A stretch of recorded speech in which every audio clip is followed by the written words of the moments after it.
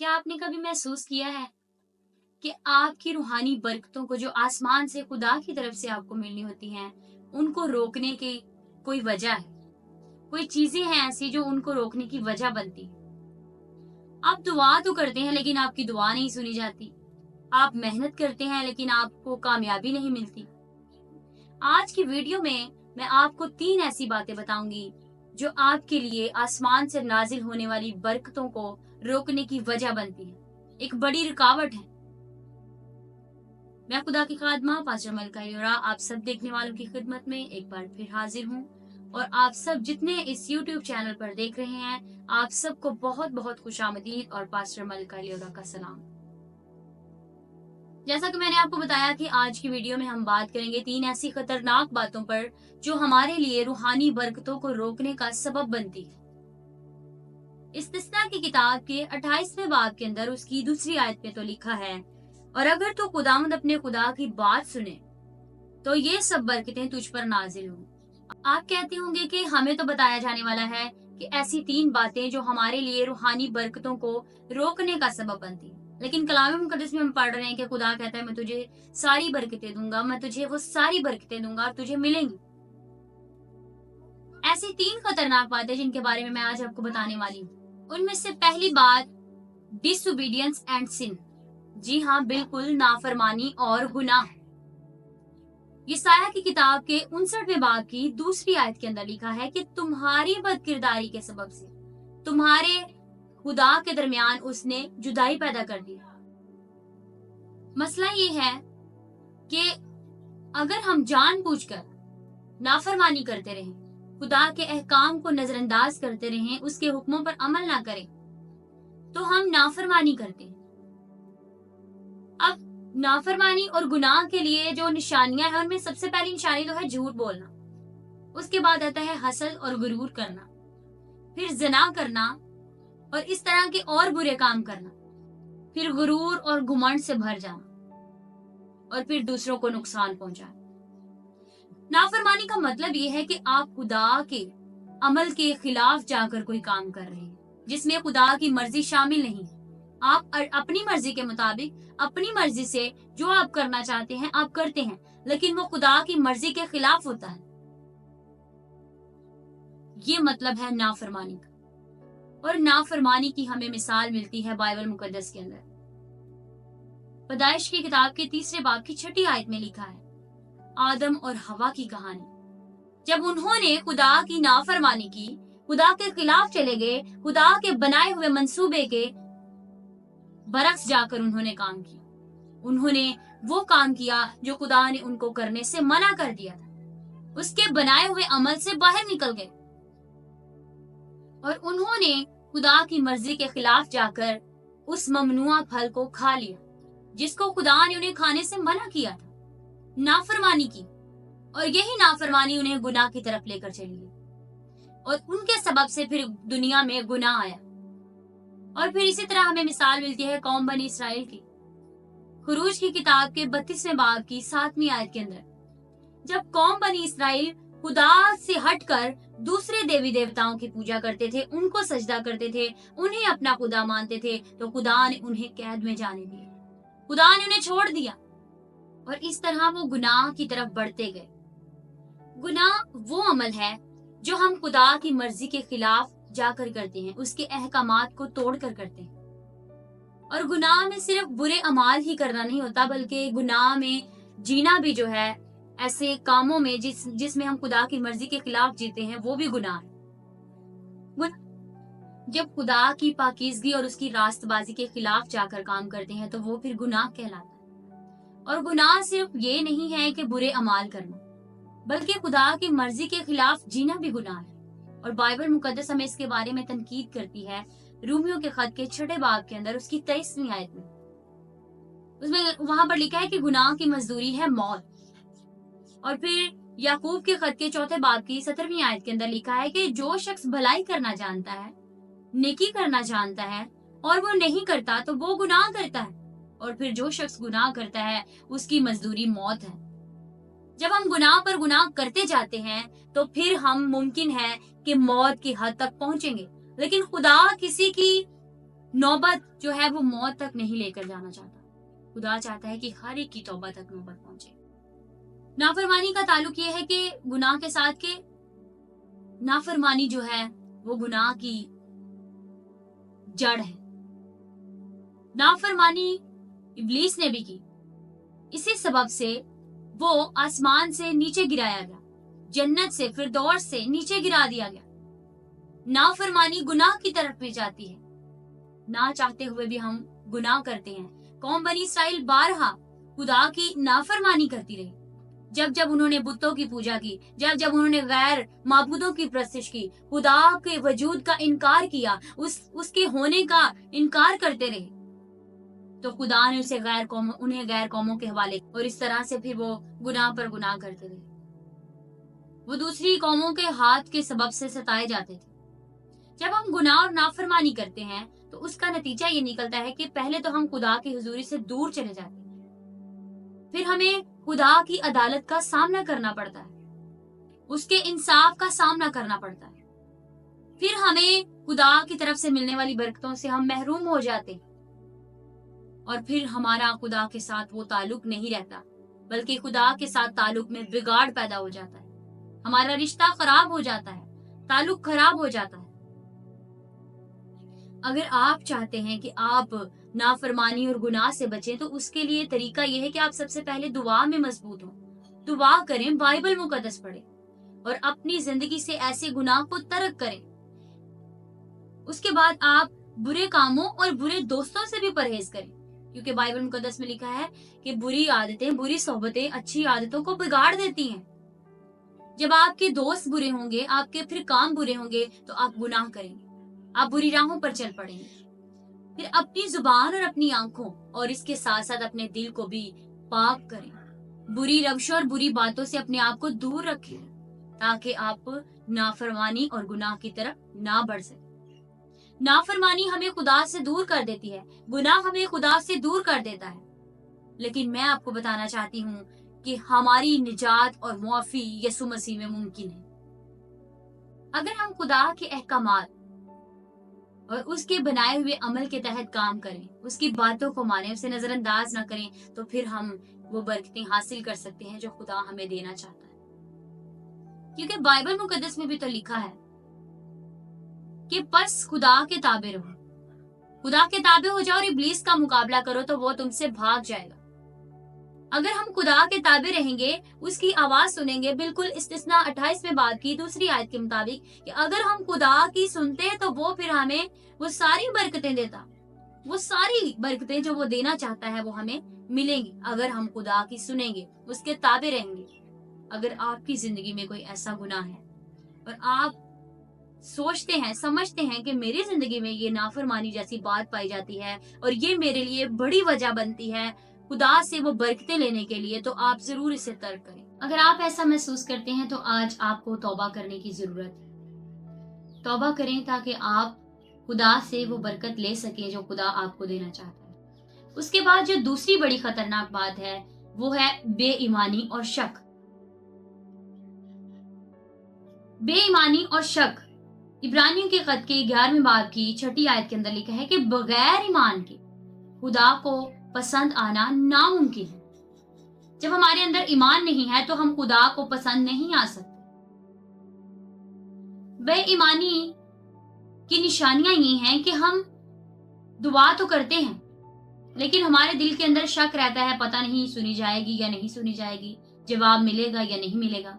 और दूसरा ये कि जब हम परेशानी में होते हैं तो फिर जब हमारा ईमान कमजोर हो जाता है तो हम बजाय खुदा पर भरोसा करने के, हम मुश्किल में आ जाते हैं तो हम मजीद परेशान होना शुरू हो जाते हैं और फिर हम खुदा की बजाय दुनिया की चीजों पर ज्यादा भरोसा करते हैं।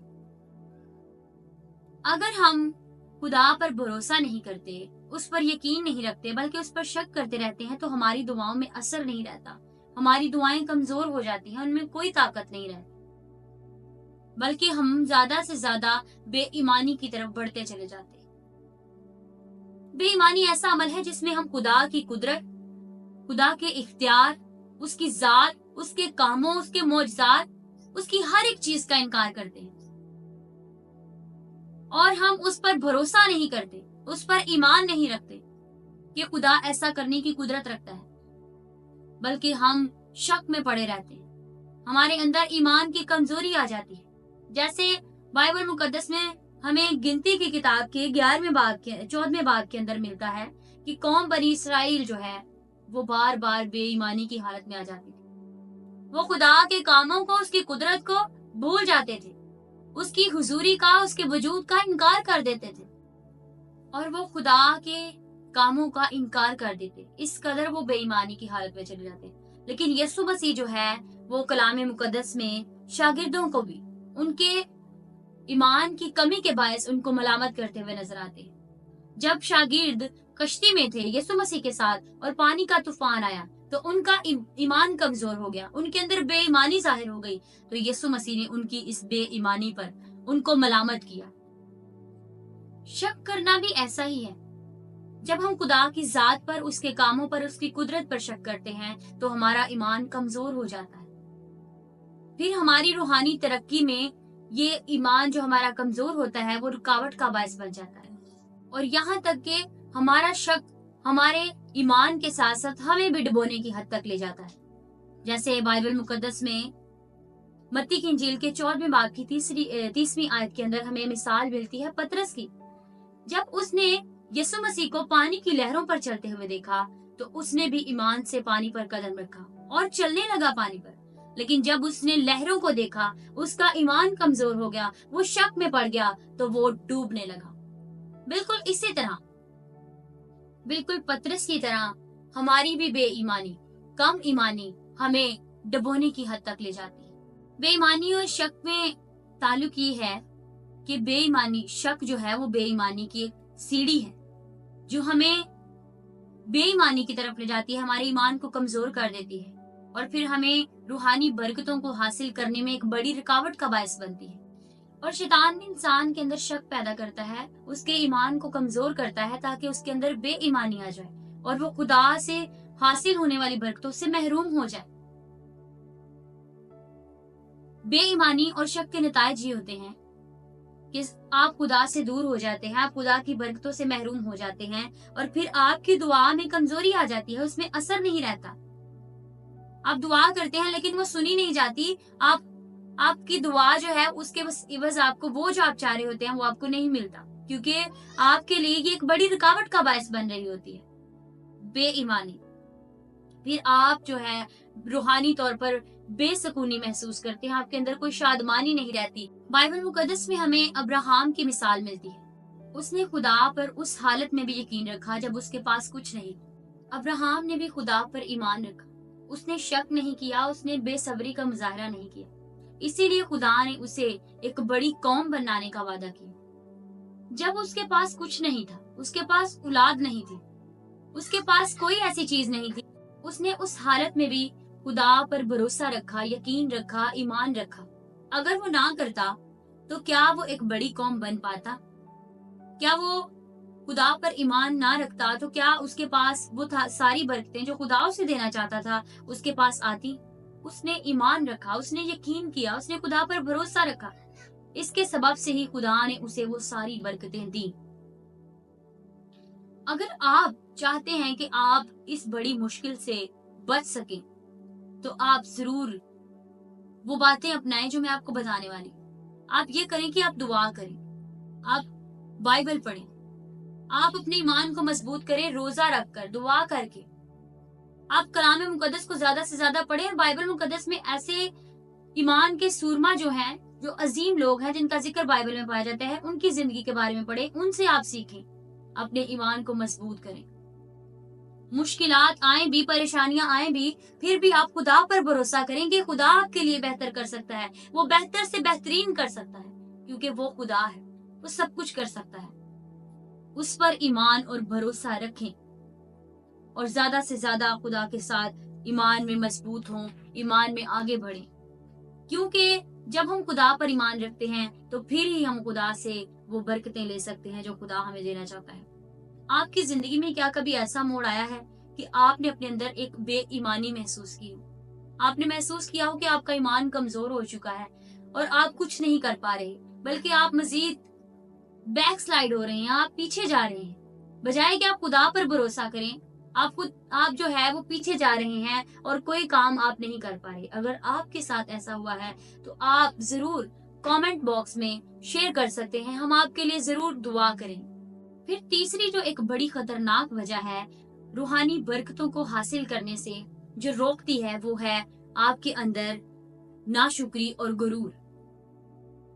नाशुक्री और गुरूर एक ऐसा अमल है जिसमें हम खुदा के कामों पर, उसकी कुदरत पर यकीन नहीं करते, और जो हमारे पास मौजूद होता है हम उसमें ये समझते हैं कि ये मैंने अपनी मेहनत से हासिल किया है, इसमें खुदा का कोई किरदार नहीं है, खुदा ने इसको हासिल करने में, या खुदा ने वो मुझे नहीं दिया, बल्कि मैंने अपनी मेहनत से वो सब कुछ हासिल किया है।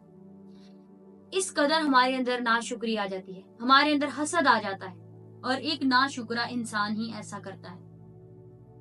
वो दूसरों से मुआवजा करता रहता है, दूसरों की चीजों से हसद करता रहता है, उसके दिल में गरूर आता है और वो नाशुक्रा हो जाता है, और इस बात को वो भूल जाता है कि खुदा का उसकी जिंदगी में और उसकी जिंदगी में तमाम कामों में और बातों में कोई किरदार है या नहीं, बल्कि वो खुद पर प्राउड करके, खुद पर गरूर करके अपने आप को कुछ ज्यादा ही समझना शुरू कर देता है। गिनती की किताब के 11वें बाब के अंदर कौम बनी इसराइल जो है वो बार बार हमें नाशुक्री की हालत में नजर आती है। खुदा उन्हें बार बार रास्ते में हर वो चीज मुहैया करता रहा जो उनकी जरूरत थी, जो उनकी जरूरत के मुआफिक थी। खुराक मुहैया की, पानी मुहैया किया। वो खुदा की नेमतों का इनकार कर देते, नाशुक्री की हालत में आ जाते, वो शुक्रगुजारी नहीं करते खुदा, वो उन बातों के लिए जो खुदा ने उन्हें दी थी उनको छोड़कर वो दूसरी चीजों के लिए खुदा की नाशुक्री करते, बल्कि शुक्रगुजारी नहीं करते थे। रोमियो के खत के पहले बाब उसकी 21वीं आयत में लिखा है कि लोग खुदा को जानने के बावजूद इसका शुक्र अदा नहीं करते, जिसके सबब से उनके दिल तारीक हो जाते हैं। जब लोग खुदा को जानते हैं कि खुदा ऐसा करने की कुदरत रखता है, खुदा कादिर है, बल्कि जो कुछ हमारे पास है उस सब में खुदा का किरदार है, खुदा ने हमें बख्शा है, लेकिन इसके बावजूद जब वो खुदा की शुक्रगुजारी नहीं करते तो इसका मतलब कि उनके दिल फिर तारीक हो जाते हैं, वो तारीकी की तरफ चले जाते हैं, गुनाह की तरफ चले जाते हैं, और इसके असरात ये होते हैं कि फिर खुदा से दूरी हो जाती है। आप खुदा के करीब होते हैं लेकिन फिर दूर चले जाते हैं, नूर में होते हैं और फिर तारीकी में चले जाते हैं, ये इसका नतीजा निकलता है। फिर खुदा के गजब का आपको सामना करना पड़ता है, आपकी रूहानी जिंदगी, आपकी जिस्मानी जिंदगी तबाह हो जाती है और आपके अंदर बेसुकूनी आ जाती है, आप सुकून की जिंदगी नहीं गुजार पाते। और नाशुक्री की निशानियां ये हैं कि आपके पास जो मौजूद है आप उसके लिए खुदा की शुक्रगुजारी नहीं करते, बल्कि आप दूसरी चीजों के लिए जो आपके पास नहीं है उनके लिए खुदा का इनकार करते रहते हैं, खुदा की नाशुक्री करते रहते हैं, दूसरों के साथ मुआवजा करते रहते हैं और हसद करते हैं। और फिर हम अपनी मेहनत को, जो हमारे पास चीजें मौजूद होती हैं, उनको अपनी मेहनत समझकर हम गुरूर करना शुरू। नाशुक्री से बचने के लिए आप ये तरीकाकार इस्तेमाल कर सकते हैं कि सबसे पहले तो आप हर हाल में खुदा की शुक्रगुजारी करें, जैसे पौलुस रसूल कहता है कि हर हाल में, हर बात में खुदा की शुक्रगुजारी करो। उसके बाद जो आपके पास नेमतें हैं आप उनका शुमार करें, जो आपके पास नहीं आप उसके लिए खुदा से गिलाजारी ना करें, खुदा से गिला ना करें, शिकवा ना करें, शिकायत ना करें, बल्कि जो आपके पास है उसके लिए खुदा की शुक्रगुजारी करें। हर बात में शुक्रगुजारी के साथ खुदा के हुजूर आप दुआ करें। आप इस तरह से नाशुक्री के तरीकाकार से आप बच सकते हैं। और गुरूर की बात की जाए तो गुरूर एक ऐसी चीज है जिसमें हम अपने आप को एक बड़ी चीज समझते हैं, हम दूसरों से खुद को बेहतर जानते हैं, हम दूसरों को हकीर समझना शुरू कर देते हैं, नाचीज जानना शुरू कर देते हैं और खुद को हम कोई बड़ी आला चीज समझना शुरू कर देते हैं, बल्कि यहाँ तक कि हम खुद को खुदा से भी ज्यादा जानना शुरू कर देते हैं। बिल्कुल ऐसे ही जैसे इब्लीस ने खुद को खुदा से ज्यादा जानना शुरू कर दिया, लेकिन नतीजा क्या हुआ, वो आसमान से नीचे गिरा दिया गया। उसके बाद अगर हम नमरूद के बारे में जाने, बाइबल मुकद्दस के अंदर नमरूद की हमें मिसाल मिलती है पैदाइश की किताब के 11वें बाब के अंदर।